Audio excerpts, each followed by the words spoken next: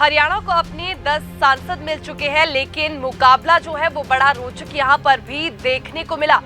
सभी को हैरान कर देने वाले नतीजे जो है वो हरियाणा में देखने को मिले।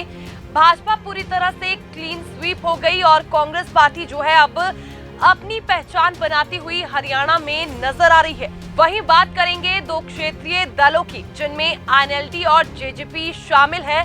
हालांकि दोनों ही पार्टियां जो है वो कंपटीशन में कहीं भी नजर नहीं आई और एक खतरे की घंटी हम कह सकते हैं कि यहां पर आईएनएलडी और जेजेपी के लिए खड़ी होती हुई दिख रही है।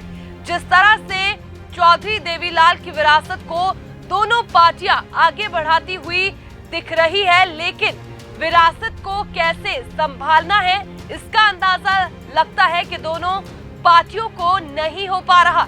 तभी तो इस बार के चुनावी परिणामों में जो है वो नतीजे इस तरह के आए कि दोनों ही पार्टियों का सुपड़ा साफ हो गया। अब जो है दोनों पार्टियों की विधानसभा की ओर की जो राह है वो आसान नजर नहीं आ रही।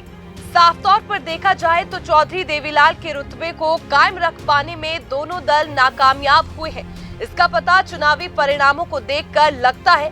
वहीं दुष्यंत चौटाला और उनके पिता अजय चौटाला के नेतृत्व में लोकसभा चुनाव मैदान में उतरी जेजेपी को भारी नुकसान दिखा। उसके प्रत्याशी दूर दूर तक नहीं दिखे। जसपा के 10 प्रत्याशियों में से एक भी प्रत्याशी 25,000 मतों का आंकड़ा पार नहीं कर पाए।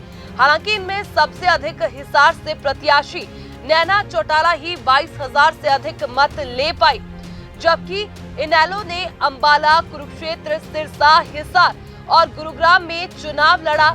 इनेलो ने करनाल में एनसीपी के वीरेंद्र मराठा को समर्थन दिया था। इनेलो के सिरसा से संदीप लोहट ने 92,000 से अधिक मत हासिल किए।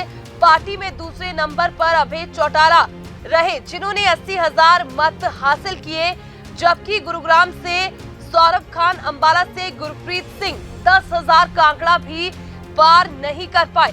हालांकि चुनाव से पहले चर्चा थी कि जेजेपी और आईएनएलडी एक साथ चुनाव लड़ेंगे, लेकिन इन चर्चाओं पर कुछ ही दिनों में विराम लग गया था। किसी भी सीट पर दोनों दलों के प्रत्याशियों को मतदाताओं ने गंभीरता से नहीं लिया। गौर हो कि दोनों ही दलों का वोट बैंक खासकर ग्रामीण मतदाता और जाट समाज के साथ किसान मजदूर है, लेकिन चौटाला परिवार में फूट के चलते दोनों अलग अलग दल होने का साफ असर दिखा। राजनीतिक विशेषज्ञों के अनुसार राज्य में सरकार में रहते हुए किसान आंदोलन, जाटों की अनदेखी, अग्निवीर योजना, महिला पहलवान जैसे मुद्दों पर जेजेपी की चुप्पी उसके लिए नुकसान का सबसे बड़ा कारण बनी। खुद चुनाव प्रचार के दौरान दुष्यंत चौटाला, उनकी मां नैना चौटाला, पिता अजय चौटाला और प्रत्याशियों को लोगों की नाराजगी झेलनी पड़ी थी। आने वाले विधानसभा चुनावों में दोनों पार्टियों को अपने अस्तित्व को बचाना एक बड़ी चुनौती रहेगा। चौधरी देवीलाल की विरासत को सुरक्षित रखना है तो दोनों पार्टियों को आत्ममंथन कर एक साथ आना होगा।